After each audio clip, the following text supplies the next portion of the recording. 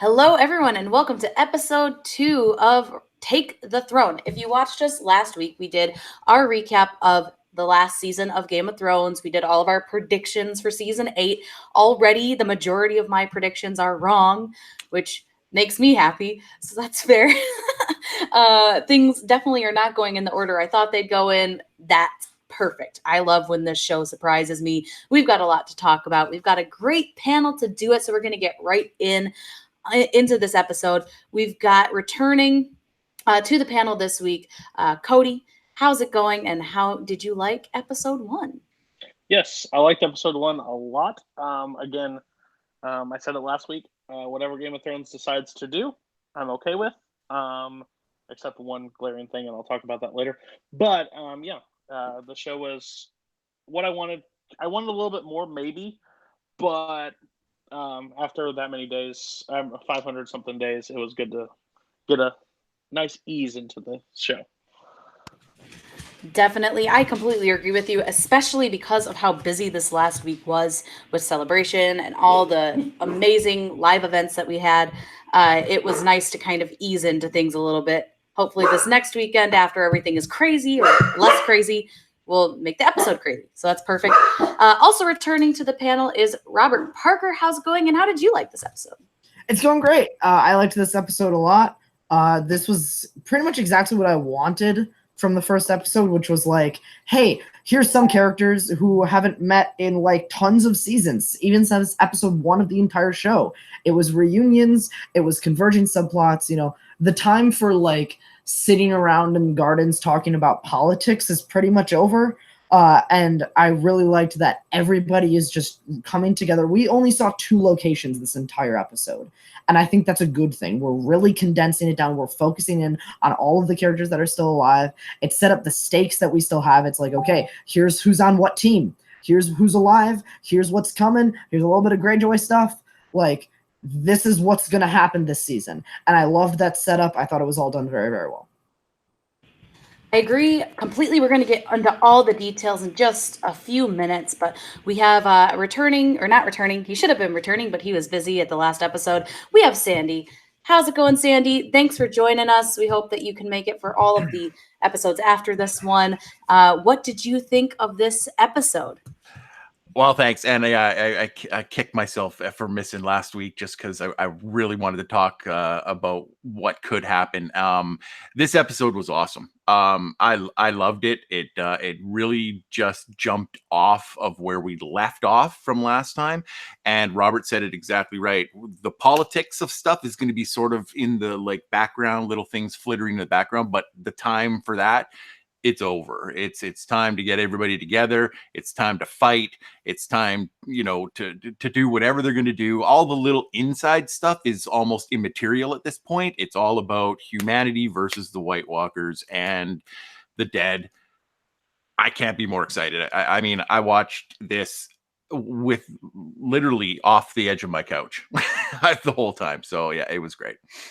Yeah, I got to watch it with obviously John because he lives here full time. But our good friend Rachel Silvestrini was staying with us for Celebration, and man, she got into it so hard. It was so fun watching it with someone else who kind of was like gasping and leaping off their seat, and it definitely heightened the experience for me because John just kind of like watches it, takes it all in very serious. So that's like my wife. She does the same thing. I'm like jacked up about it and she just sits there and absorbs, and then we talk about it after. Yeah, I mean, I loved having someone else there to just kind of go like, what the fuck are you doing? It was great. I loved it. Rachel, if you're watching, which you're busy, you just she's got lots of stuff going on, but Rachel, if you are watching, I loved having you here. Come back and watch Game of Thrones with me every week. I'd love that. You'd go broke, but I would love that.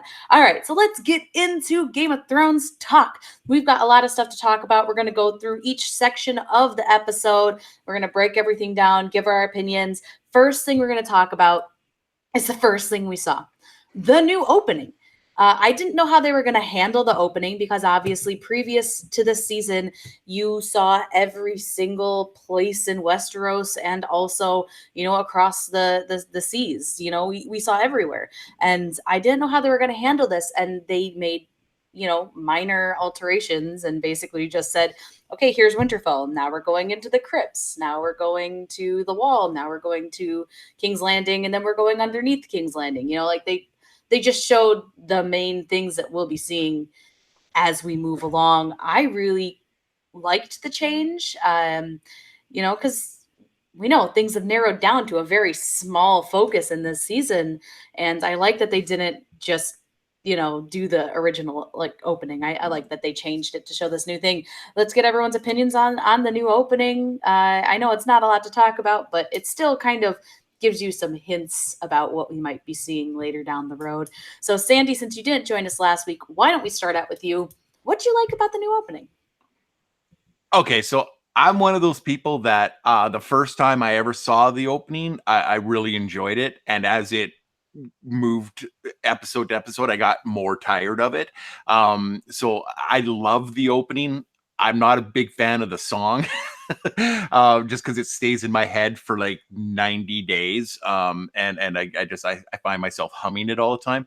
My wife, on the other hand, loves it. So usually as soon as I hear and the HBO symbol, I get ready for the fast forward button just to get right to the action. And she looked at me and she said, stop. And I'm so glad that she did, because when I saw everything, I was like, hey, did they not go?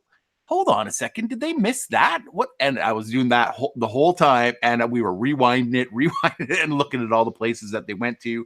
I actually like the new opening. And I actually think that it's actually a little bit shorter. It's not as long as previous seasons have been. And like I said, I can get with that too. So I love the new opening. And I'm very interested to see those new places that showed up on the map. Definitely. I'm interested to see how they'll come into play for sure. Cody, what did you think about the new intro? So yeah, I'm a little bit Sandy on this one just because of all the watching. I've heard it, but again, it's been off for so I decided to watch it, and I rewound it numerous times, and I thought it was a really cool opening.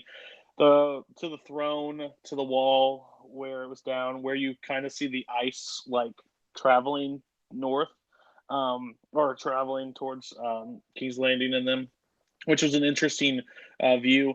It was just stuff that you don't normally see, and I thought it was a really good way to open the show, kind of show what happened in the past, and things are not, because like Sandy said, like it's normally the same stuff, give or take. This is not the same Game of Thrones that you're used to. It's not going to be the same season.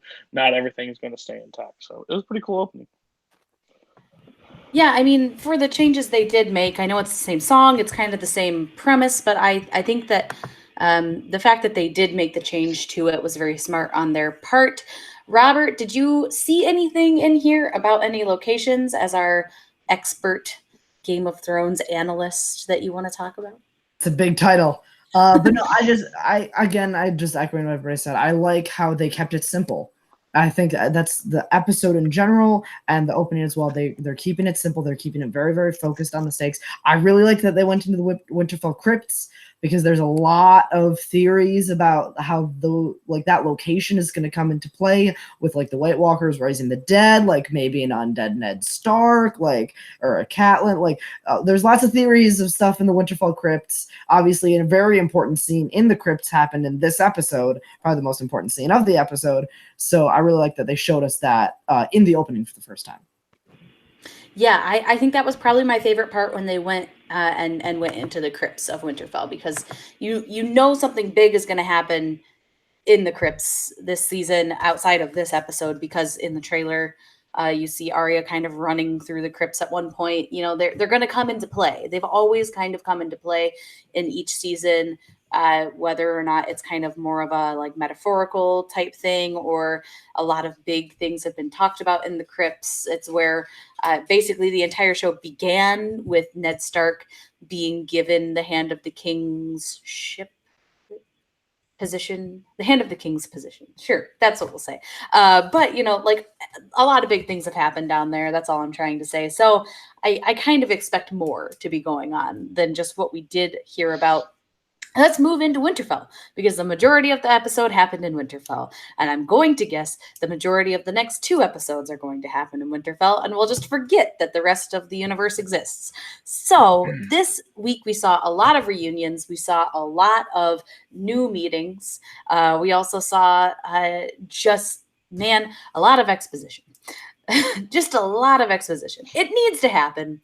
You need to set the season up.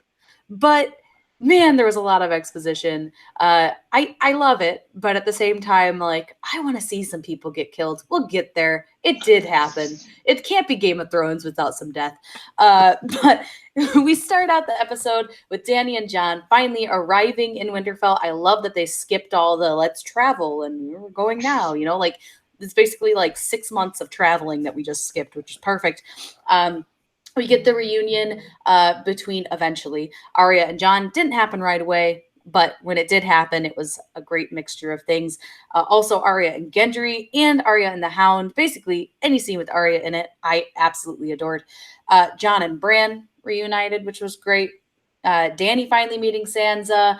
Tyrion and Sansa reuniting. And then, you had some other scenes in there. Jon trains his dragon. And you also had Sam learning the unfortunate, what happened to his family. That was the most awkward scene.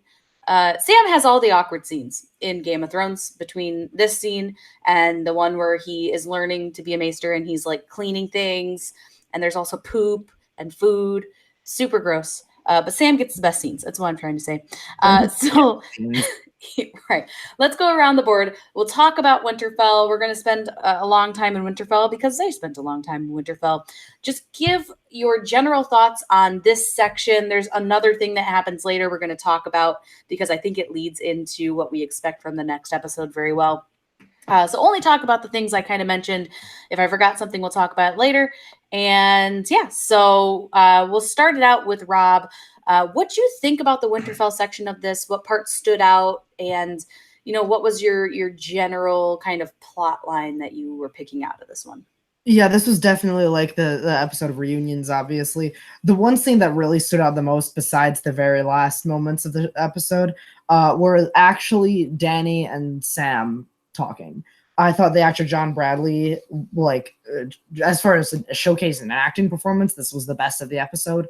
I thought he was fantastic.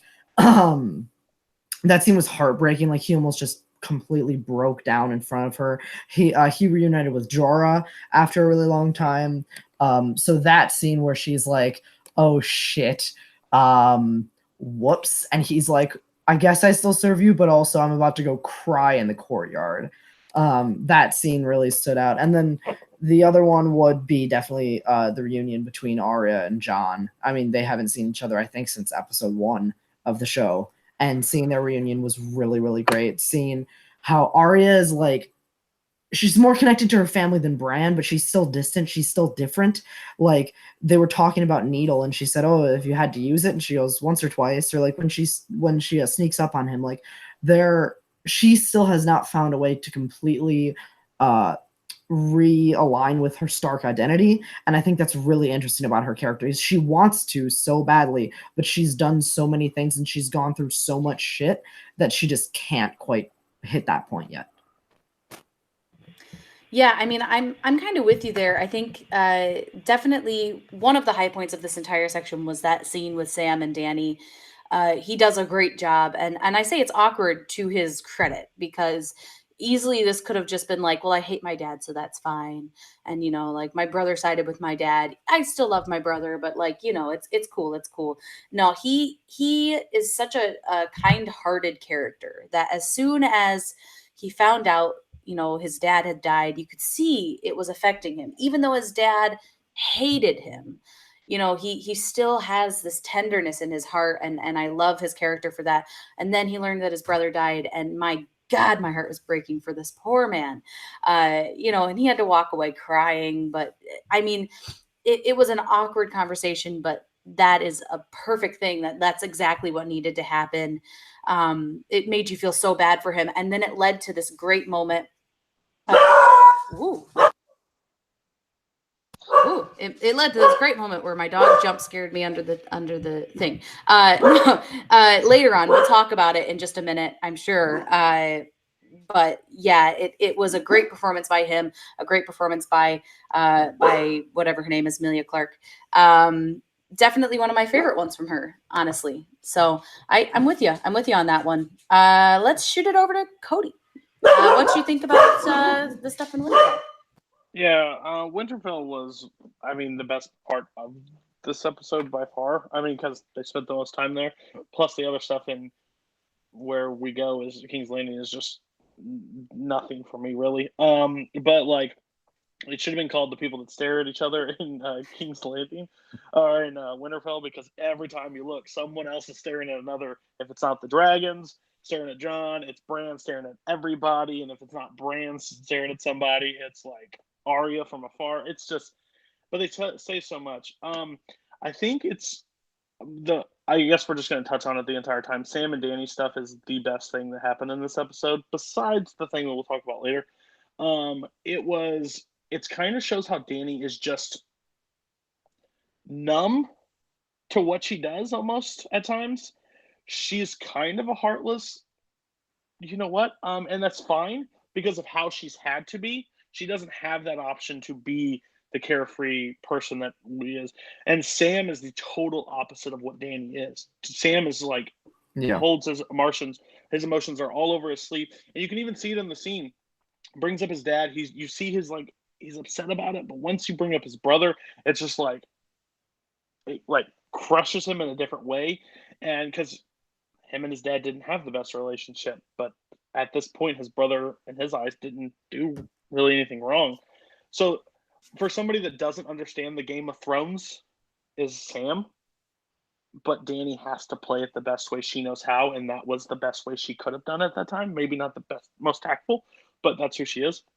I love the Arya and Jon stuff. Again, the needle thing was so good. I was like, did you have to use it? Time or two. Like, you don't even realize what this girl has done. She is not who you left at the first episode. The thing that drove me nuts in Winterfell is Sansa. And I understand where they're going with it. There has to be some conflict. Everybody can't go, yes, let's go kill White Walkers together. It's like, it's this obvious thing, like, everybody needs to stop worrying about who the king of whatever is, because that's not even at stake at this point. It's us versus them, and you have to decide that. But Dany's moment that killed in this scene at Winterfell was where Sansa goes, I wasn't planning to feed a Dothraki army or an Unsullied or 2 full-grown dragons. Honestly, what do 2 full-grown dragons eat? And she just turns and goes, anything they want. Boom! Like, that's the truthful statement right there. That was such a badass. Because she just looks in the Dany way just to Sansa. Because Sansa is the queen of sass in this entire show almost. She has those stupid lines that you just like, Sansa, stop. You're causing more trouble than good. But Dany like responds with anything. She will eat anything and be okay with it. So Winterfell was it's what the majority of the story was, but there's so much stuff that happened that we didn't need a battle. We just needed this. So yeah.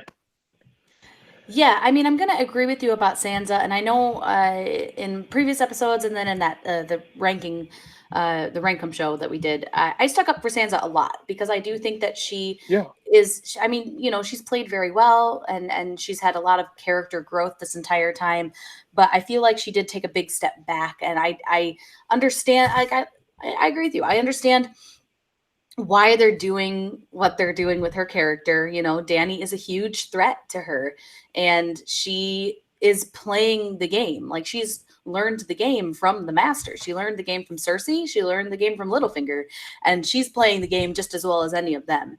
And she realizes that, you know, Dany is a huge threat to her position and power, and also is a huge threat to her family. And there's Sansa is a great mesh of someone who's trying to get power in a small way, but also protecting her family.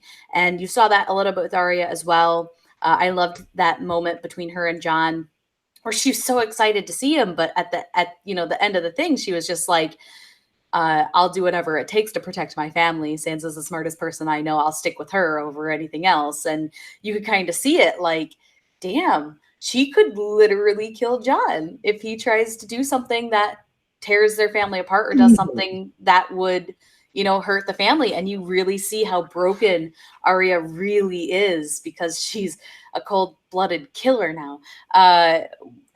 Yeah, I mean, the Sansa stuff was a little to me. I know why they're doing it. I just don't love the way feel that like it it's the made wrong her character character. feel like it backtracked a little bit, I feel like it's the wrong character. I feel Yeah. like you had somebody. Well, Jon, you had and there's Jon. Like this doesn't work. Like you have to. I don't know. It seemed like I'm 100% with you. It seemed like it took a character step back with it. Yeah, and it made it, I guess maybe it wouldn't have bothered me so much, except she had that wonderful interaction with Tyrion. That interaction with Tyrion was perfection. It was so good. It was so good. I mean, she just, you could tell she still thinks he's okay. Like she still likes him for what it's worth. But then at the end, when he's like, Cersei's bringing her guys up, she's like, you trust Cersei? I thought you were smart. I'm like, sass. That's what we need. Like that is perfection because she knows Cersei better than like anyone at this point. And she knows, don't trust that bitch. I loved it. And maybe it's because that interaction was so perfect that when she kind of was acting a little bit like a teenager who got sent to their room with, their phone taken away, it was such a big shift to me that I just, that was like the only thing about this episode. I really, really just was like, why'd you do this to her? But we're going to shoot it over to Sandy. Let us know if there's anything we haven't touched on yet or any parts, definitely bring them up. But what did you think of the section of Winterfell, outside of what we've discussed? Well, I love Winterfell. It's my favorite location of the entire thing. I love everything that goes around. I love the tree with the face. I love, everything about Winterfell. I love. So them being back there is awesome. I'm going to touch on a couple things that you touched before I forget about them. Sansa's always been one of my least favorite characters in Game of Thrones. She likes Cersei, and I can see so many similarities between the two, and I just don't like that because I hate Cersei so much. Not the actress, the character. I just snap and throw her away. But they don't understand what's coming. Arya, Sansa, the queen, even though she saw what was supposed to be coming, she doesn't care. Nobody knows what's coming except for the people who do. And those are the people that are saying, I don't care about a crown. They're coming to kill all of us. You guys need to get off of this political bandwagon and stop nittering at each other. Who's going to bend the knee first? Who's going to not? And just get to the fighting and get to going there. I used to think that Cersei was, Daenerys was the most dangerous woman on the planet. That is no longer how I think. Arya is absolutely the most deadly person known to human mankind. She can kill anybody at any time at her will. And that part, you guys already said it, but I love it. Once or twice. The minute Jon asked her that, I went 1,000,000 times, and she went, and then she goes, yeah, once or twice, and I'm like, oh, she's totally lying. I need them. I need them to get out of their own skin and get into the game. I love the Tyrion and Sansa reunion. I thought that was great. Tyrion always treated her very, very well.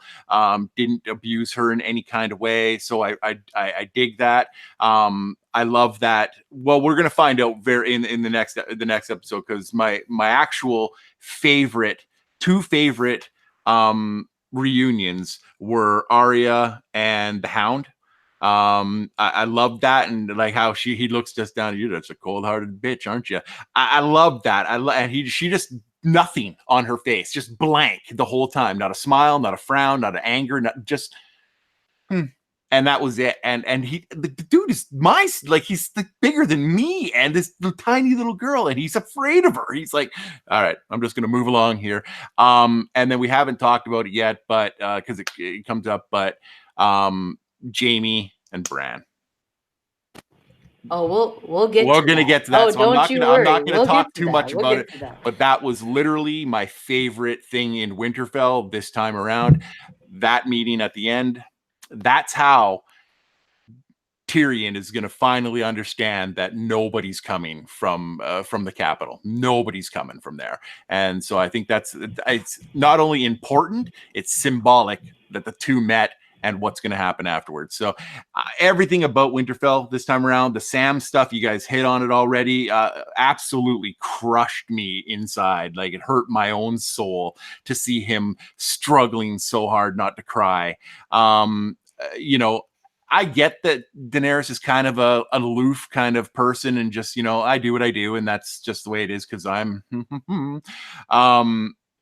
I'm really interested to see what happens after we talk about what we're going to talk about, because I think it's going to be interesting. So yeah, so the Winterfell stuff, it was like a class reunion. Everybody came in there, and everybody got to see somebody they hadn't seen for 4 years or 2 years. I love the Jon and Arya meeting because they haven't seen each other since she got Needle.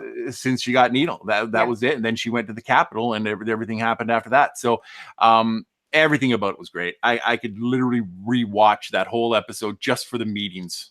Mm-hmm. Although I was disappointed that I didn't hear any womanizing wisecrack from Redbeard. I love that guy. So if he can, get back together with Gwendolyn Christie at some point, I'm gonna be Hopefully this next episode, because he did not make it back to Winterfell in episode 1, but we will see him soon. I am assuming he will be like the first thing we see pretty much coming into Winterfell in episode 2. But yeah, I'm with you, man. I really loved all of these reunions. I'm glad you brought up the Arya Hound thing, because when he was talking to Gendry, I'm like, this is where Arya shows up. This is where she reunites with them. I was so excited. It happened. I love that. And I think I touched on this when we were talking about the Hound in our Rankum thing. His character growth to me has been some of the best of the entire series. I absolutely adore how they have made his character, from a guy who just did what he was told and had no conscience about it. He just did what he was told, to someone who, he saved Sansa, basically from his own heart. He was willing to rescue her from the capital. He did rescue Arya, even though he was just in it for the money. By the end of their buddy cop road trip, basically, he really did care for her. And, the things that he did after he was picked up and saved after being left for dead, basically, he turned into such a maybe not kind-hearted, but man, he kind of is, I just loved it. The way he talked to Arya, he was like, I respect you, and I'm so happy that you're still alive. Like, I loved it. That made my heart so happy. No one talked about really her and Gendry, which they're totally gonna hook up. It's just gonna happen. I mean, like, if they both survive the end, like, I'm pretty sure that we're gonna get that the Baratheon Stark connection that was spoken of in the first season of the show. That's fine. They're cute. Let them do what they want. But yeah, I really like that Widow too. I'm really interested to see what that weapon she's gonna have Gendry make for her looks like. Ooh, I know. There's a lot of suspicion that is in the trailer. You see her fighting with like this staff. So there's a lot of talk that it's that staff, and it's got double-ended dragon glass, and it can like shoot the dragon glass as projectiles. So you can like stab a guy over here and then turn it and shoot it that way. Yeah, I think that's gonna be awesome. I can't wait. I cannot wait. Gedger better be a good lover, because if he's not, well, that's awkward, given that her character in the books at this point is probably only like 16. All right, so that doesn't matter anything in Game of Thrones. Nothing matters in Game of Thrones. Nothing matters. Yeah, the only other thing I'll say is it was a beautiful scene. They did a great job with the CGI in it, but the dragon scene where they're flying around, I know why they did it. It's his dad's namesake dragon before he finds out it's his dad, and they're showing that connection to his Targaryen side. But it was a little weird. It was beautiful. Yeah. It was super gorgeous. I loved the CGI in it. I thought they did a great job. But if that stupid flight is the reason why they don't have enough money to fucking animate Ghost, I'm going to throw shit out the window. Because the reason they haven't put Ghost in it is because he's too expensive to put in the show. I'm sorry. The hill she will not. You die on top. You animated a 10-minute How to Train Your Dragon in Westeros. I could have had Aladdin. 2 seconds of Ghost. I will die on this hill. I will die. I'm with you on this one. I want to see more of that. So, but A Ghost? Yes. yeah, I do, and I'll tell you what what I loved about the dragon flying scene was not the dragons. It was the relationship building between Jon and Daenerys. Those two, the way they looked at each other, the way that Emilia Clarke looked at Jon when he got off of the dragon, and they looked at with that look of affection, not of you're my servant, but an actual look of affection between the two. I really enjoyed that. I enjoyed They rode all the way from whatever. We didn't need them run. It was just a symbol. Yeah. The entire scene was just a It symbol. was symbolic. I It can was. show you the world from Aladdin. Oh my by God. saying- Yeah. saying, It was my "Stay least favorite part of in the our episode. Targaryen and you can ride one." That was it. There's a few scenes in this that I'm just like, why? Like, I understand only the if dragons- only if the carpet ate Aladdin. I mean, I'm just like, Robert- I'm with you. I don't Robert, care what do you about want to Ghost. say about the I was scene? just gonna say the dragon riding scene was my least favorite part of the episode. That's Uh, fair. That's fair. They Yeah, were gonna, they could have done his whole Targaryen thing with him just like going up and like I don't know. They didn't need Touching him on the nose. touching it. They didn't need a full 10-minute riding scene. Just have them go They make could up. have rode into Winterfell together. Like it would seem like a waste of time and a way to blot out the episode. Yeah, I mean, I kind of agree with you. I feel like they could have done more character building in this episode and left the dragon riding, Aragon style to someone else. I'm literally going to make every dragon riding reference I can make at this point. But yeah, I mean, I just feel like it was just kind of there, and I know it was very symbolic. That's fine. And it was gorgeous. They did such a good job with the CGI in it, but I didn't need it. I really didn't. Did they have to make it 10 minutes? No, it could have been shorter. But I do agree with Sandy. I think that this is the first time that we've really seen Dany actually think that this could be a relationship that she keeps, because prior, her first relationship, she was thrown into it, right? And she did learn to love him, but she literally was thrown into it. The second big relationship with what's his name, she used him and liked him and then said, "I'm gonna be queen, bye," and then left. Dario, the guy who got replaced twice. Whatever. John says once. I don't care. I mean, she used him basically and then left him and didn't look back. But with Jon, I feel like she is thinking of the future. And she is thinking, he is king of the North, and I do like him a lot, and I can see myself with him down the road. And it's a big character move for her. And I do like that they are making this connection before they know who he is. I think that that's important, because this next episode, whether or not he tells her in the next episode what's going on, will be very big for their character development together. And I think that brings up a really good point, is that Jon has completely given himself over to who he thinks is the queen, and he's done that. He's surrendered that. Does Dany do the same thing? Well, we're gonna find out. We're gonna find out, and that's what I'm really Talk interested about that later. in. I know. He keeps teasing. He keeps teasing the end of this is the end of the conversation, Sandy. We got a lot to get through. Like, We got a lot to get. You don't follow the rules in Game of Thrones, you die, Sandy. Remember that. Lastly, Winterfell, there's a couple more things, but we're getting to them at the very end. There's a lot of memes that came out of this. I appreciate all the memes. They're very funny. The Bran memes, the Drogon memes, they're all good. I like them all. Can I just real quick share my favorite Bran meme? Oh, feel free. I saw a meme and it was like of a GoFundMe page, and it was get a ramp so that Bran can get out of the courtyard. I thought it was the funniest thing in the world. I mean, are they just gonna keep on throwing blankets on him and he'll be fine? Yeah, that was my favorite thing I read was someone sent Bran into bed or something, and then someone else replied back like they put a blanket over him like a bird at night.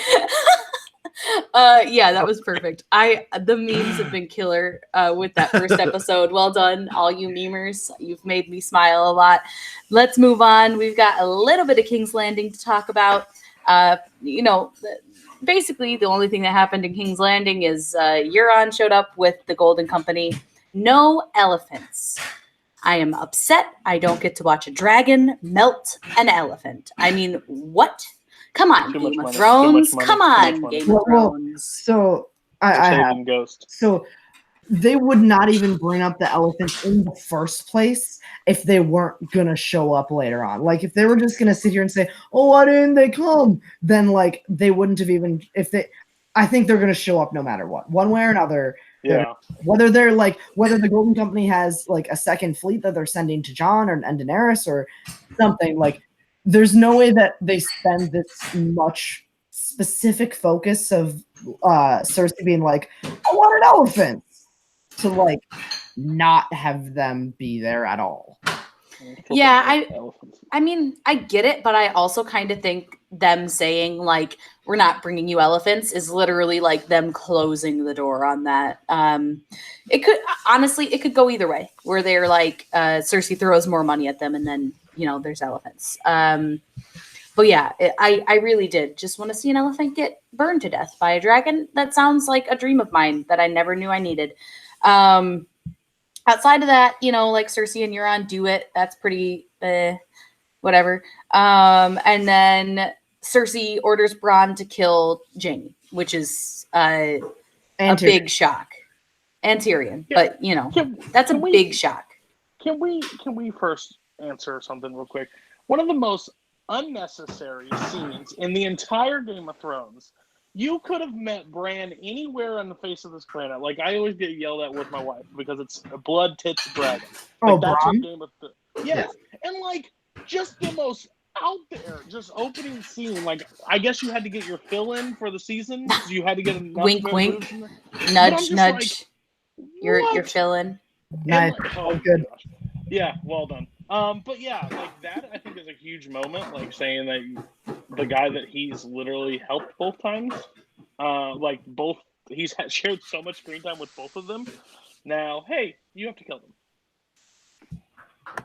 Yeah, sure. I mean, it kind of that's Bronn's character though, like that's just who he is. I thought that him basically being completely ignored by his hookers was hilarious.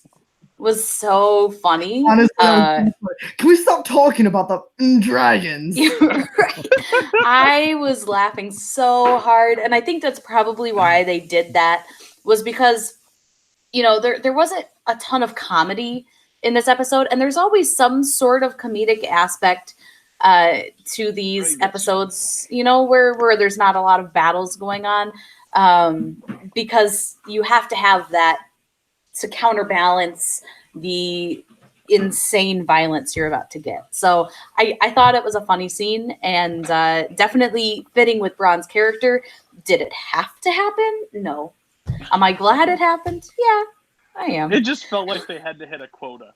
Like a boob quota? Yeah, we didn't show any tits in this episode. Rule 3. Not even that. Like technically 6.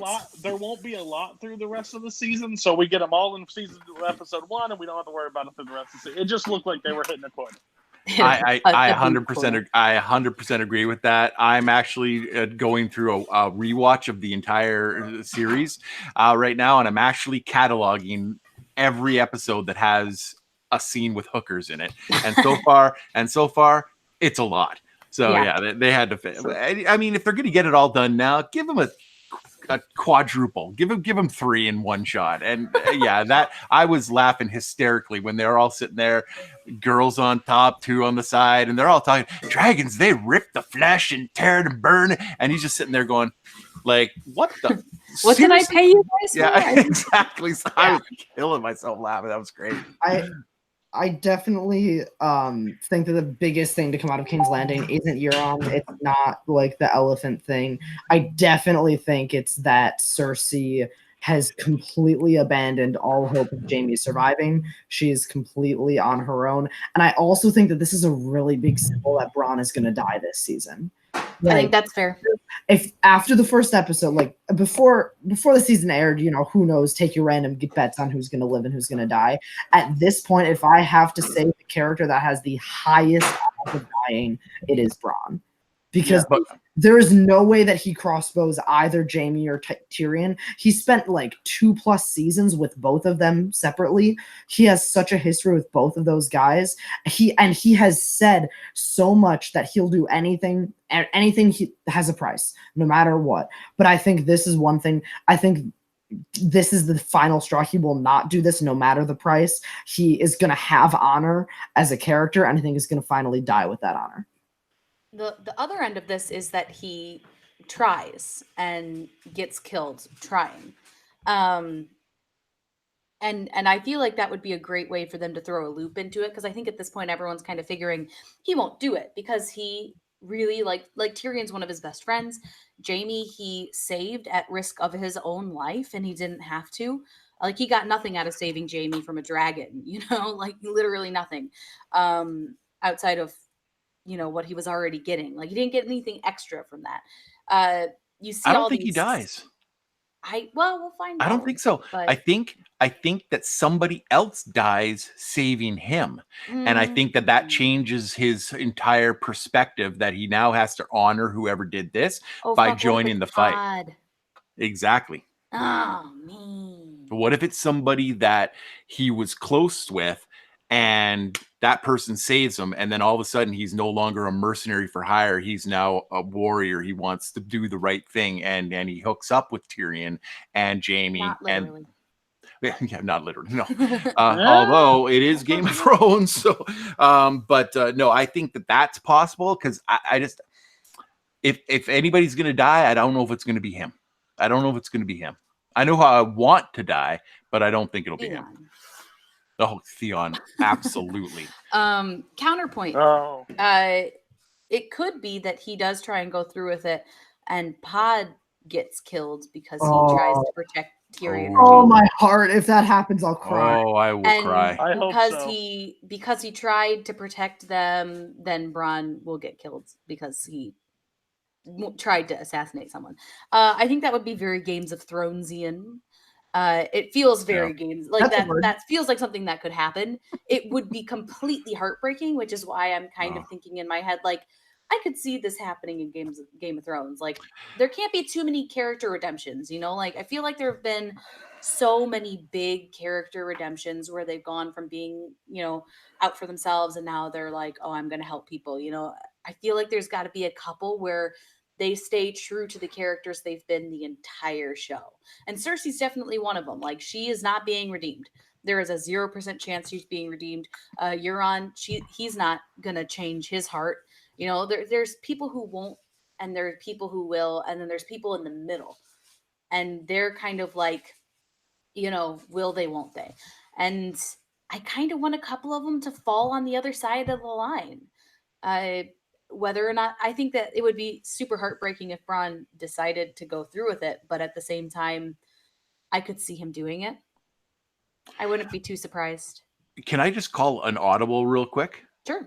All right, I want to go all the way back to the beginning of the opening when they did that whole past to present sort of thing, and we saw what's her pickle and Jon Snow kiss. Egret? Egret, sorry. And Walter Pickles are nickname.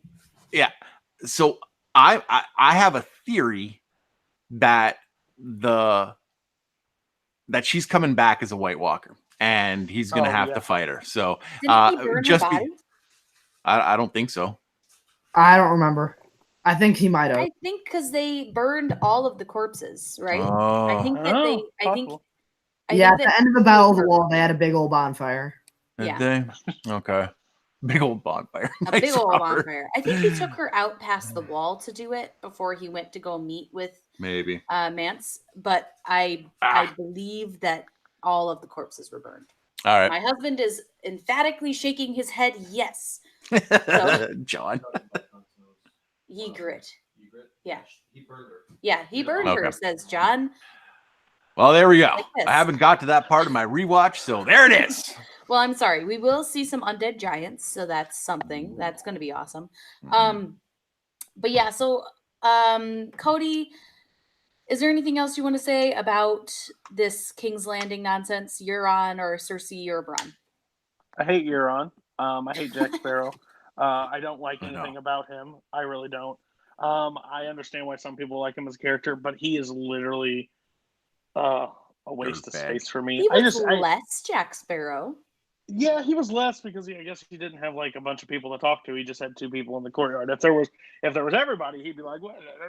But like that line at the end, there's I'm gonna put a baby in that or whatever. I'm Oh, just like, God almighty. okay.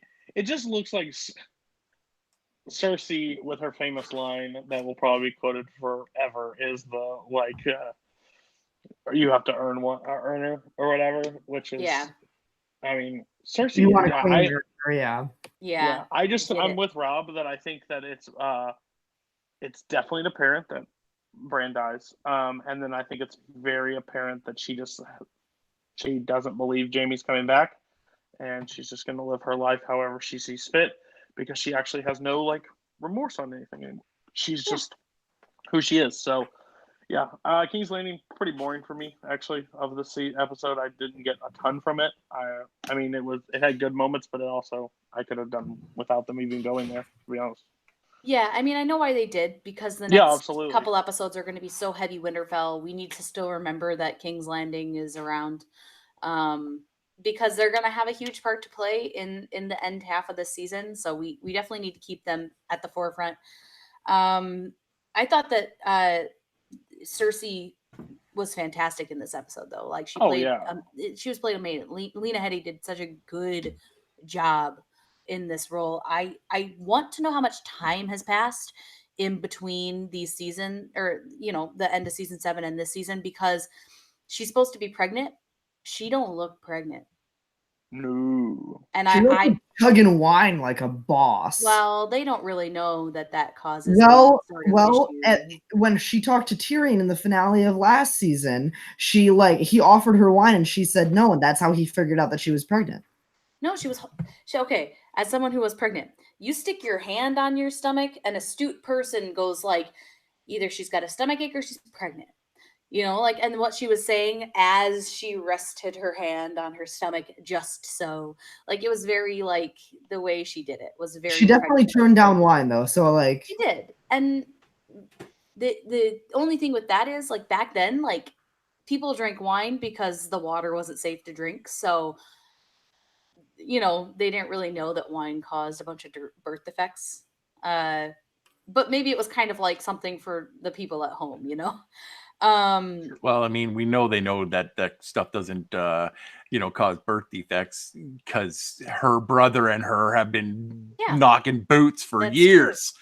That's true. So I'm just, if there has been a big time leap, it might just be an oversight that they didn't think about. But there has to have been at least a month or two. Because Euron left at the end of that season to get the Golden Company. It takes time to sail.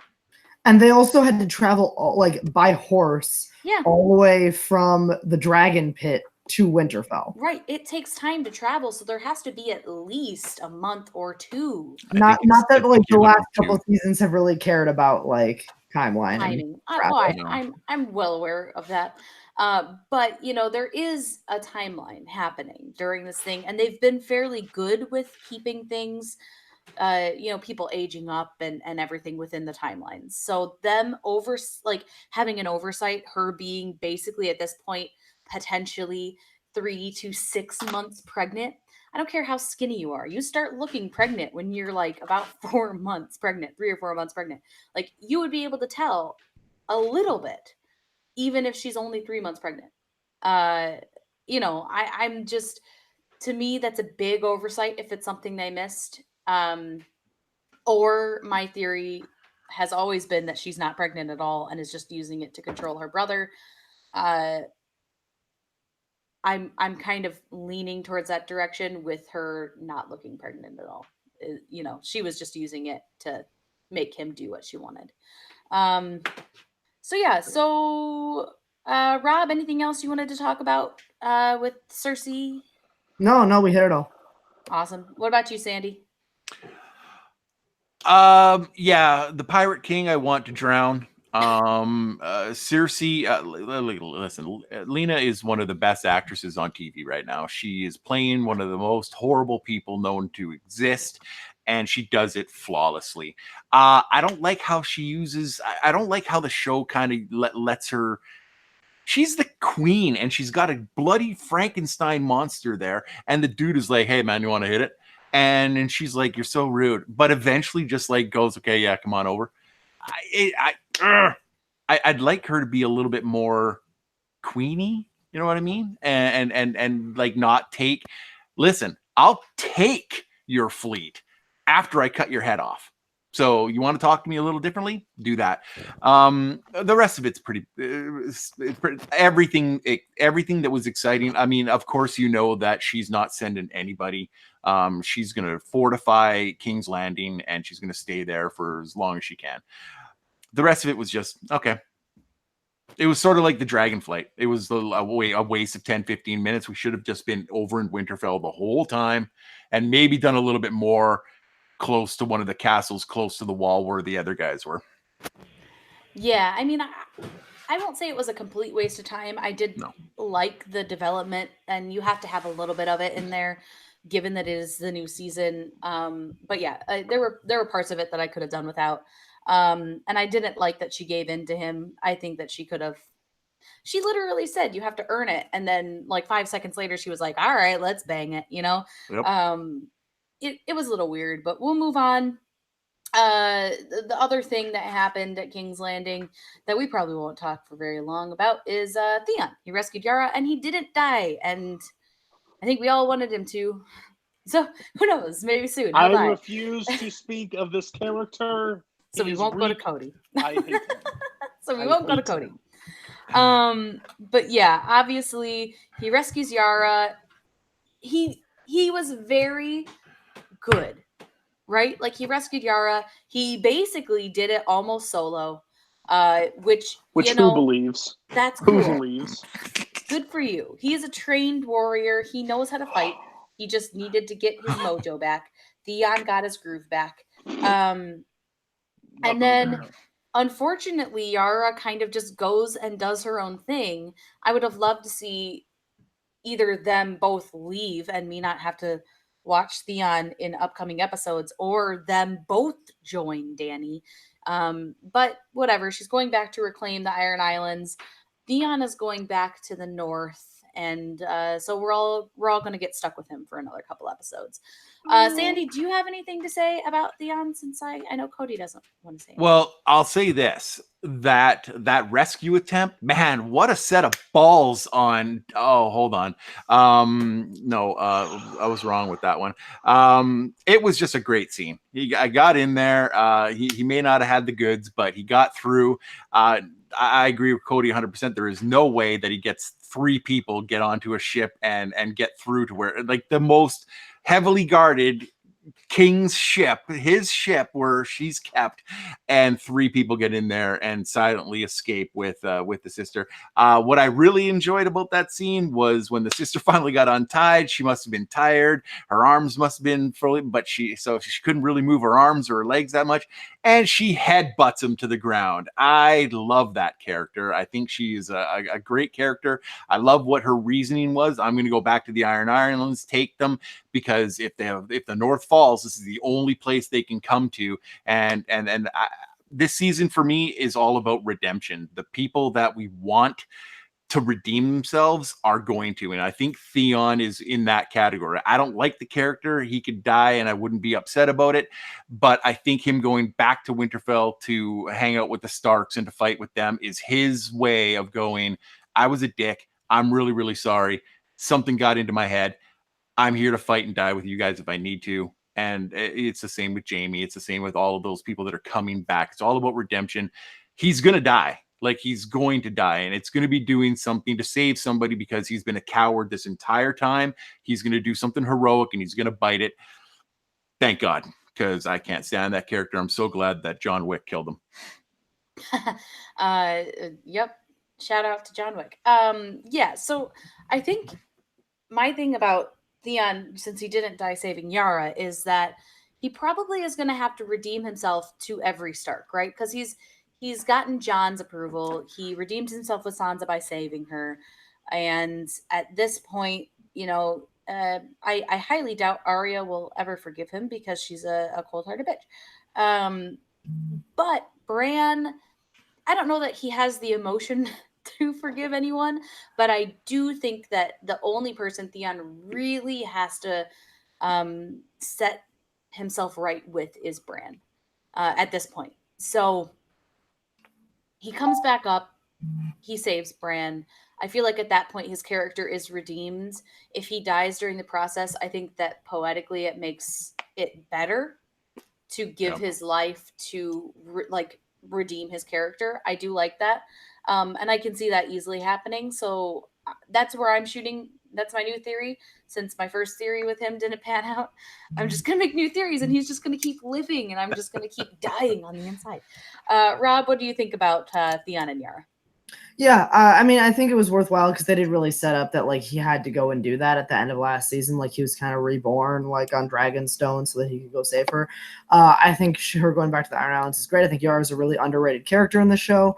But in general, I agree with everything that everybody else has said. He's going to die trying to redeem himself. I think this might be one of the characters who actually never gets redemption, and his entire arc is just tragedy. You know what? I kind of like that too. So you know what would make it even better is if he does something to redeem himself with Bran and then Arya kills him. That'd be good. That'd be great. Dragon. What? I'd be okay with dragons fly in the air and rip them apart. That is your dream, and I don't know that that'll happen. I'm very sorry. Actually, I hope he gets onto an elephant and gets melted on the elephant. That's my dream, and I don't know how you're seeing my dreams. It's just creepy. I'm combining them. Okay. The only way that Cody's response is completely accurate is while Theon is getting burned and melted on the melting elephant, the elephant falls on Cersei and they all get burned. No. Wow, no. That's a lot of elephant death. I'm okay. Cersei needs to go out a better way than that. I really just hope Cersei gets eaten by a dragon. I'd be perfectly fine with that. It would be very symbolic as well. Oh no. I hope that a White Walker makes it through just one and sneaks all the way. Just one sneaks all the way and then gets her. What if the Night King made it all the way through and turns her into the new Night Queen? The Night King. The Night Queen. Sounds like such a metal band name. I'm done watching the show with you guys. You guys are ridiculous. All right, let's move on. We got a couple more points to get to. There is a quick scene with Tormund and Beric, and then they meet up with the crows, and they see a screeching dead kid with some cool wall art. Random.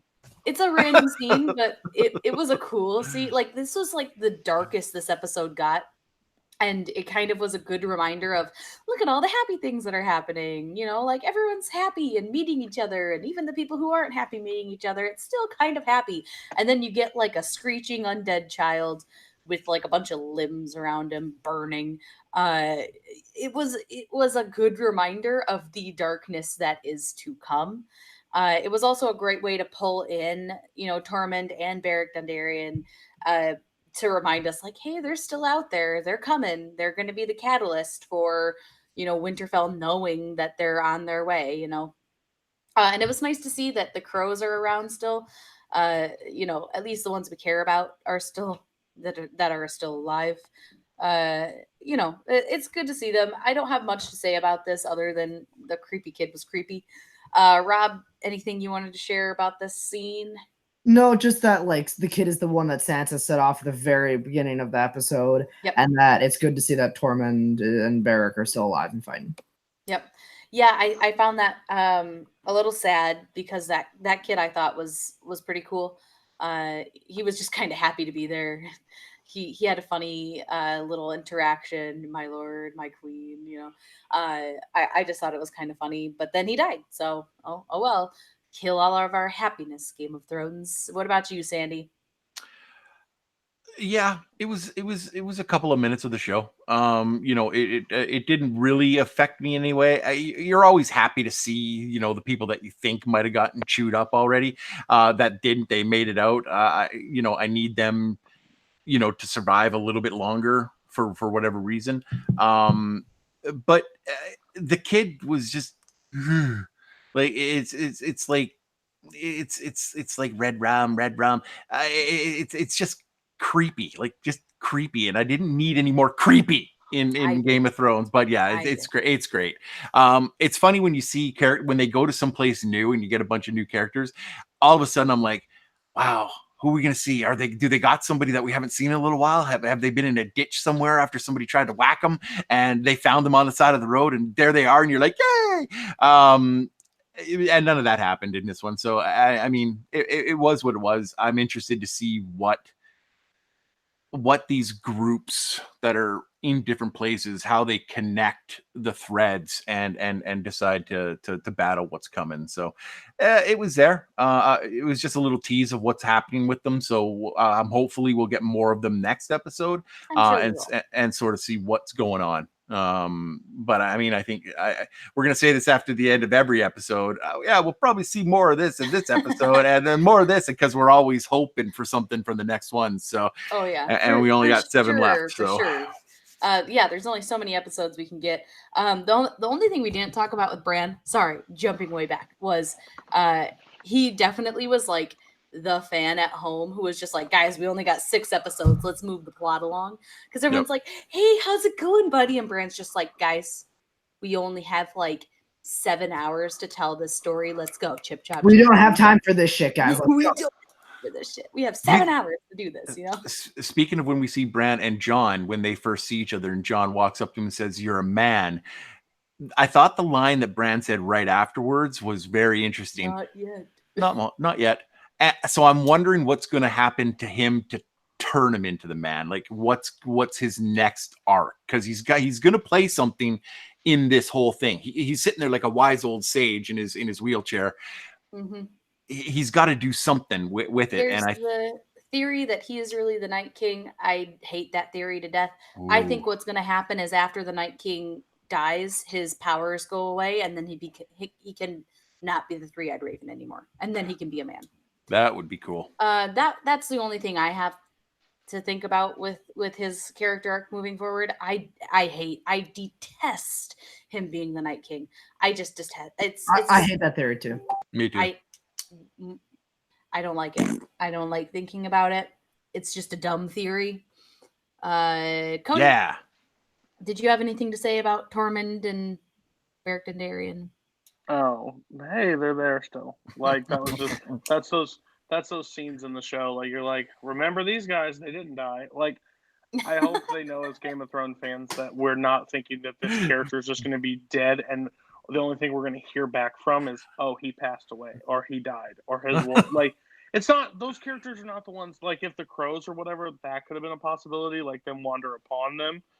But like, it was just like, remember, there's White Walkers out there and light it on fire. And then like, it just seems weird that the Night King, like no one has ever seen a sign from the Night King like that, but now we're leaving symbols that hey, we're around. No, they Isn't left that right? symbols. No, yeah, past there's the been wall. dead bodies, dead horses, Yeah. in that shape the whole show. Yeah, they left symbols Okay. when they were digging up the dragon glass. There was a bunch of dead horses in that symbol. You're When you right. Okay, saw, that makes I think sense. the flashback, one of the flashbacks, you see that symbol as well. The With the flashback when we see the bones. creation of the Night King. That symbol. Yeah, Yeah. there's like a bunch of bones, Right. Okay. That's my bad. But or still, like it's dead just like, people or something. yeah. Yeah, It's just Cody. like the. Yeah. Whatever. Yeah, so that symbol has been like moving forward, and I'm sure it's going to be a very important symbol. We'll figure out like what it means at some point. All your favorite characters are in a row like that, just dead. Cool. Yeah. And one of the promotional material was actually that symbol, like, but with all the favorite characters, like making it up. So there's gonna be something about it coming up. But yeah, I mean, you have to have some sort of connecting tissue, right? You can't just be like, we're at Winterfell, and then the next episode, the dead are here, right? Like, you have to see them, like, you have to know that they're progressing. That's just how visual storytelling works. Like, you But have my to only be like, viewpoint is here they are, they're coming, they'll be here soon, my only thing is they left the sign there. You didn't run into any. Like, they shouldn't be past that point at that. Like, it just seemed like it just seemed like a classic. Like, I'm with seeing those characters doing something. Absolutely. Like, I want to, but I just thought that scene was a little just out of place from Sure. what the show is. So it's like, I think not it'll do a lead scary into the moment. next episode more. Yeah. Yeah, I'm with Like, Rob. we didn't do it. I would be okay if that ended it. Like, Because I think like oh, in the trailer for episode 2, they show like Tormund arriving at Winterfell. Yeah. I think the first scene of next episode It's good. is gonna be like Tormund and the Crows and Beric fighting their way out of Last Hearth, which is the name of that castle. Yeah. Okay, I that's kind With of. the battle, and it's gonna be them fighting their way out. It's either going to be that or them. It's just going to be literally them showing up at Winterfell, and they're going to be like, the dead are right behind us. They'll be here by nightfall. well, Like, I don't think I they're can going to be see able that. to fight their way out. That would make a ton of sense for me. Would it? That's fair. Like those few guys defeating how many people are heading? I don't think they're breaking off into sections and like formations. So they're just heading in a straight path going right towards you. Like, Yeah, I don't really think they left anyone behind except for little baby boy. guard it. We'll be back. Like, Jay, just chill here on the wall. We'll be back. we'll call you when we need you. Be a good art installation, child. We'll come back for you. But yeah, that does lead us into just the last couple things we're going to talk about. Jamie and Bran is one of the last two things because it's very important. It's how the episode ends. So obviously we're going to see the resolution of this probably at the beginning of the next episode. I think the first couple things we're going to see are, Bran basically being like, I know you tried to push me out the window now, in his monotone voice. And, him basically saying Cersei's not coming. And then you're going to see probably pretty close to after that, Tormund being like, they're literally on your doorstep, and everyone freaking the fuck out. But yeah, this Jamie Bran scene, it was very short, and it was definitely the cliffhanger of the show. But yeah, I wanted it to just go all out at that point, and then it ended, and I was so mad. I was just so mad. Did you guys have anything you wanted to say about this one? I know it was only like 20 seconds long, so there's probably not. They didn't even say a word to each other. They Nah. just stood there and looked at each other. The look on Jamie's face though was like, oh. It's And a then- different. Yeah. Yeah. Go ahead. That's all I had. It's just a difference of who they are. Like Jamie's gonna think like, oh gosh, this guy, how an awkward exchange, and Bran is not even going to bring it up or like notice it because that's not who he is anymore. They are far different characters than they were in season 1. I just think there's going to be more blow up, not from Bran, from the rest. Yeah. I think with Sansa, I think with Arya, I think with the Hound, I think with numerous people that they see Jamie in Winterfell, even though some of them think that they're coming to help. But when Jamie really responds as King's Landing is not coming to help. Yeah. Like this is all we've got, and be prepared. And like that's one of those moments. I thought it was. I'm kind of like the person who was like, okay, let's be real. the hooded figures riding into Winterfell. Who could it possibly be? Well, It's the Night King. Woo! Fran said, "I'm waiting here for an old friend." I'm like, okay, so this episode's gonna end with Jamie showing up. Yeah, Mhm. I'm sitting there the entire time when he rides in. I'm like, and they do everything just not seeing his face. I'm like, okay, well, you're Jamie. So when are you going to show your? Oh, you're going to show it right now, right when Yeah. you look at Bran. Like it was just, again, don't treat us like we're idiots. We're like we know it's him. We're all you know. adults. Yeah, so See- it was nice to see. It was really cool to see, but it was also like, yeah, this is how this episode had to end. Yeah. See, and it didn't for me. It didn't even matter. Like I knew it was Jamie when I saw the hooded horse rider, and I got excited. I was excited. I wasn't like, oh shit, there it is, blah blah blah. I was excited that Jamie was getting close, and I was super excited when I saw that. They didn't say a word. You're absolutely right. They didn't need to. They just held you in the palm of their gaze, and you're just waiting for that interaction. I think you're absolutely right. I think that Bran is going to be like, hey, I'm glad you're here. We need excellent fighters, and you're definitely an excellent fighter. Blah blah blah blah blah. And he just goes, thank Sorry you. for pushing you out of a window. Sorry for pushing you out a window. I mean, he's on his 12-step program, and he's in his making up for things phase. So I mean, it's I think that conversation is going to be really good.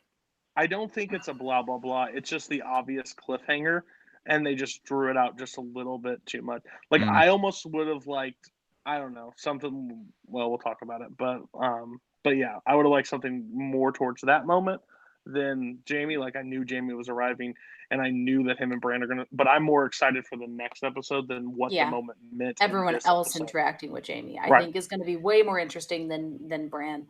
I did like that I'm waiting for an old friend line. You have to, if you're gonna do a Bran line at this point, you have to say it like him in the monotone. I'm waiting for an old friend. It's it's ridiculous. Is coming. Yeah, I mean, I'm with everyone. It was a short scene. There was a lot of meaning to it, but I'm more excited for what's to come based on the scene than the scene itself. I actually think I would have preferred the episode ending with that Tormund scene. Just like the whole episode goes, and at the very end, when you've had a fairly happy episode, you get the oh shit, they're here, basically. I think that would have been tonally for me. The cap of the episode is everyone's happy, everyone's reuniting, and then at the very end, you're like, "Oh shit, this is getting real," But I get why they put it there. For me, I would have just preferred something a little bit more in tune with, things getting really dark soon, as opposed to here's Jamie, let's hold your hand. Even the last part that we'll talk about, that could have just tied up the episode right then and been okay. Yeah. That easily could have been the end of the episode. We'll just get to it now because it's what we all have been waiting to talk about. Sam meets Jon in the crypts, and we've been hinting at it this whole time. If you haven't watched the episode, you're about to get spoiled. And he tells Jon who he really is. He explains his parentage. He explains you're the rightful king. He gives this big speech, and I loved the speech about Jon, giving up his crown to protect his people. He gave away all of his power to make sure that everyone could survive. And then he says the line, would Daenerys do the same? And my God, that whole thing, I was just like, dang, he got right to the heart of it, because Dany has her entire character. While, yes, she's done some good things, everything she's done has been to get onto the throne. Like, yeah, she does claim that she wants to change things. She does want to break, the bonds of slavery and all that. But at the end of the day, she is so focused on gaining power and gaining the throne that when, she could spare people's lives, she burns them to a crisp. When she could take prisoners, she doesn't. She is just ruthless. And, if Jon is the actual true heir to the throne, is she going to give up the power? And given, her Her entire track record. character thus far? I'm saying the answer is no. So let's talk about this scene. We can talk about our predictions of what's going to happen leading out of the scene as well when we get to you. But yeah, this was a great scene. So let's start it out with Rob. What do you think about this scene, and how do you think this is going to play with the character dynamic between John and Danny, and where do you think that we're actually going to see that dynamic start to shift? Yeah, I mean, like, when I said Sam stuff is the best stuff of the episode, I wasn't kidding. Like, this scene is incredible. This scene in the crypts is really great. When John goes, "No, you're lying. This is treason," and Sam goes, "I'm talking about the bloody Seven Kingdoms, not just the North. You are, like, a Targaryen. Like, you are a rightful Targaryen. There was an annulment. There was a marriage. You're not a bastard." Like, I think John was so focused on just saving people, he didn't really care to think of what's next. And now, with this in mind, with this implanted in his mind, I think he might start to think about what's next. And I think he might drift away from Daenerys a little bit. Like, there was some talk earlier between Davos and Tyrion and Varys about, like, Dany and John getting married and, like, they rule together, happy chum buddies. But, like, I don't think that's going to happen. Not now that John knows this. If John didn't know that, yeah, sure, maybe. But now that John knows this, I don't think he is going to be able to just stand aside and say, never tell anybody she's the queen. I think there's going to be some tension there, and I don't know if it's going to happen next episode. I don't know if he's going to tell her then, but he's going to tell her soon, and shit's going to go down. Yeah, I'm with you. I think that there's no way that John lets this go, because at the end of the day, he is, like, the most honorable character in the show, right? Like, he always does the honorable thing, no matter what it costs. And that's who his character is. It's who his character has always been. It's why you guys don't like him, and you guys can just go away because the North remembers. Well, not Sandy. The other guys. The people who are still on my shit list. Yeah. He is the guy who does the honorable thing no matter what. And if he knows that Danny is not going to be the person who needs to rule, he'll do the honorable thing, and he will tell her, and he will say, I'm the true king, and I would be willing to rule together. But he's not going to just give the throne away. And we didn't talk about the conversation that happened between all the advisors, them basically saying, we've had kings, we've had queens, none of them have worked. What if we had two people to rule the kingdom together? And I kind of thought that was an interesting conversation to have. It happened near the beginning of the episode, really, to bookend, the advisors kind of seeing it, and then John getting this revelation, because obviously that's where they're going to try and push the narrative. Whether or not everyone stays alive for that narrative to be pushed for long is a different thing. But I think that that's what John will try and suggest. Let's rule the kingdom together. We're both the rightful heirs to the throne. We're both Targaryens. We both have claims. I don't care that you're my aunt. Let's just do it together. That's my thinking. I want to hear if anyone else thinks a little bit differently. What about you, Sandy? I agree, but I disagree with the outcome. I think because John is honorable, he won't say anything. I think he's not going to do it, and I think that's the honorable thing for him to do. Is like he gave up his crown when he bent the knee for Daenerys. He gave up the crown. In this episode, he told Arya that he didn't want the crown. He didn't want to be king. It was thrown on him. He's not somebody looking for power. He's just somebody who everybody's looking at to lead them into the thing. But he is always focused on just this. So I don't think that unless Daenerys does something horrible, like if she turns on people, or she's going to do something, very, like very friend's family. Exactly. Although to be fair, they had it. She gave them a chance, and that's a lot more than some of these, Westeros people have done to the Targaryens. And she gave them a chance and said, you can, bend the knee, or guess what? And they said no. And so, well, okay, are you going to leave enemies alive? You're never going to do that. That's not a smart leader. But I don't think Jon, if everything stays the status quo, he is in a relationship with Daenerys. So and they have real genuine affection. Like I said, we saw in this episode, the dragon chose him to ride. She knows that he's special. What good would come of Jon Snow saying, oh, by the way, this is how it really unfolded? Is that just going to create strife? And then all of a sudden now they have nobody to fight the White Walkers and they're doing it. I don't think Jon mentions anything. And if he does mention something, it's because Dany's done something that he disagrees with completely, or he doesn't mention it at all and they get married and rule Westeros together. I don't think he brings it up at all if he doesn't have to. Yeah, I mean, I don't thoroughly agree with you. I do think that whatever happens, he's going to do what he thinks is right. Whether or not that is just not saying anything or actually saying something, but there's no way that they've gone through this whole thing without it being brought up to a larger scale. Yeah. So everyone's going to find out at some point, and it's going to completely change everything.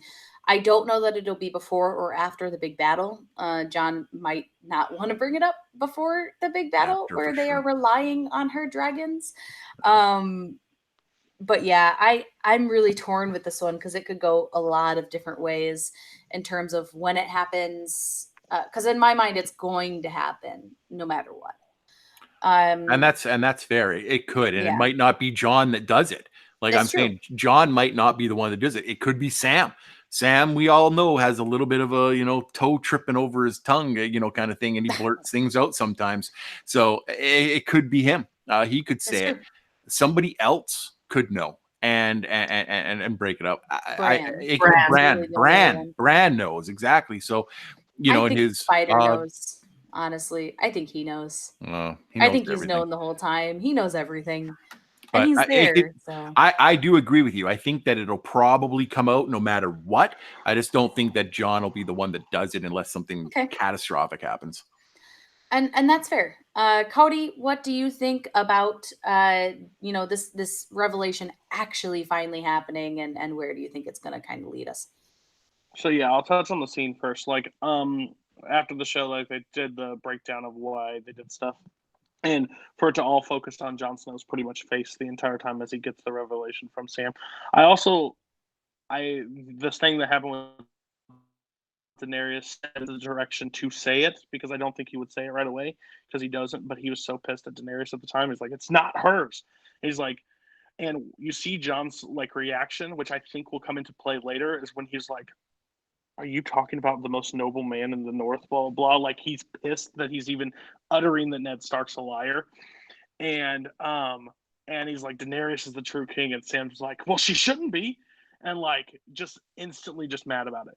Now, what I think was going to happen is Daenerys is not going to find out till after the White Walkers are taken care of. When the Cersei and stuff switches to that moment, that's what's going to happen. Because what Sandy said is Sam has the problem of tripping over his tongue. Jon is the worst in the entire show of saying things that you shouldn't really utter when you need to. It's going to be a moment where they disagree and she's like, you won't take the throne away from me or something like that. And I think his response it's not your throne to begin with. And like, that's going to be like the drop moment. Like, what? Because I think that's the perfect playoff, because he says the stuff when he knows he should have just like held it in, but he says it. And I think that's the perfect moment when he just looks at Daenerys and be like, it's not your throne to rule at all. And then that's where the conflict happens. Do I think they still get together? Like last week we talked about it. I think Daenerys doesn't make it to the end of the show. I just don't. And I think Jon is the ruler, but I can also see them ruling together at the end of it all. But I don't think Daenerys is going to give it up easily at all. I also just don't understand how she just hasn't put some things together yet, like riding the dragon, stuff like that. Like these numerous moments that I think should have been like, oh, okay, this is a little odd. But it's going to be it's going to be one of those drop moments, because there's no point, and if they do, I think it's stupid to bring it up before the White Walkers are at least decimated to a point where you can actually do something about it. Because now we know Cersei's not coming. The season's not ending with the Night King. The season's going to end with the battle with Cersei and stuff like that. It just has to be that way. So I think he brings it up at the most unopportune time. And it's an awkward ride on the dragon's back to wherever you're going. I like your idea there with how it's going to happen. That it's going to be like it's not yours to take. I think that's good. But yeah, that's it for the recap. We're going to sign out. And if you want to just give your quick thoughts on what we're going to see in the next episode and also your plugs, we'll just get that all the way right now. So let's start it out with Cody, since we just left off with you. Your quick prediction for episode 2, what we're going to see and where we can find you. Well, the full battle won't start next episode. It will start the one after, because I think that's the one called the Battle of Winterfell. So we'll get some moments. We'll get maybe some battles in like the surrounding areas of Winterfell, but it won't really be fully on till episode 3. I think we still get a lot more character work. I think that we get a lot of moments with Jaime and Tyrion and all those. I think that's a main center point, and of getting on the same page before crap happens. I think it goes almost to blows. And then Tormund shows up and be like, guys, we don't have time for this. Like, it's stop. Like, pretty much everybody, it's not a dick measuring contest. We have White Walkers outside and you need to like man up right now. I think that's what's going to happen. Also, if you follow any of this in the trivia community, you can find me all over the place. Full Metal, Multiplex, on Henry stuff. I'm everywhere, so just look out. Awesome. Let's get your thoughts, Sandy, and where we can find you. You know what? I honestly think for the next episode, I think Cody's exactly right. I think that we're not going to see the battle until the 3rd episode. And I do think that they come in at the end when everybody's, measuring themselves, and they do say something like that. Like, guys, seriously, they're coming and they're not far behind. I do think that we see a little bit of a fight. I think that maybe we get some scout White Walkers that come out and get there faster than everybody else, and they got to go out there and smash them. Okay, that's fine. I do think that we're going to get a lot of Jaime. I think we're going to get a lot of Bran. I think we're going to get a lot of Tyrion. But I also am looking forward to not the resolution, but I want to see sort of a coming to a consensus between Sansa and Daenerys. I want them to pull their heads out of their asses and say, okay, yeah, you're very beautiful. You're very beautiful. We both in positions of power. We're both in positions of power. Let's just kick these guys' asses and get on with it. And then we can, discover who's going to be the prettiest, of us all. Because that's what they mentioned. Like, you're very pretty. Oh, you're very pretty too. Whatever it was. And you can find me all over the place too. Take 3 here. Matt Kearns and I will be resurrecting Rhyme and Reason very, very soon. We've just both been super busy. You can catch me on Facebook, Twitter, Instagram, and Letterboxd at srobinson1799. I love Game of Thrones. Game. Awesome. Last but not least, Rob, your predictions for episode 2 and where we can find you. Yeah, I thought it was going to happen this episode, but I think it's going to happen next episode. We're going to get at least one major character death. Don't know who it's going to be, but I think they teased us a little bit too much this episode. I think they finally have to give us a little bit of blood. And yeah, you can find me on Twitter and Letterboxd at RBRTPRKR98. That is my first and last name, no vowels plus a year. And you can find me all over the trivia community, playing, hosting, writing questions, all that good stuff. Awesome. Yeah, I'm with everyone else. I don't think the main part of the battle is going to happen until episode 3. I do think, and I hope, that we're going to get maybe a Helm's Deep style siege where they're just trying to because at the end of the trailer they say we just have to last the night or something to that extent. I would love for it to be a siege. We've not really seen a good siege yet that has been successful. I think the episode will end with the White Walkers breaking in. That's what I want. So that's what I think. I would love for that to happen. But you can find me, Smith_K10, the number, not the word, on Twitter, Instagram, and Stardust. You can also find me hosting this show that you're watching right now. Next week, we should have our episode 2 review up within the first couple days of the week, as soon as we've all had time to process whatever the hell's going to happen next. And you can also find me hosting the summit. Hopefully, those will be back up onto a regular schedule soon. Yeah, we've been going through a little bit of growing pains, I think, with a few things, but I'm hoping that those will be back onto a regular schedule within the next week or so. And yeah, that's it. So thanks, guys, all for watching. We can't wait to watch this next episode and to, see what you guys have to think. If you want to leave a comment with your thoughts on this episode, feel free to do that. We'll be looking at those. And yeah, that's all for us. Thanks for watching. We hope that you guys all liked it. Take care.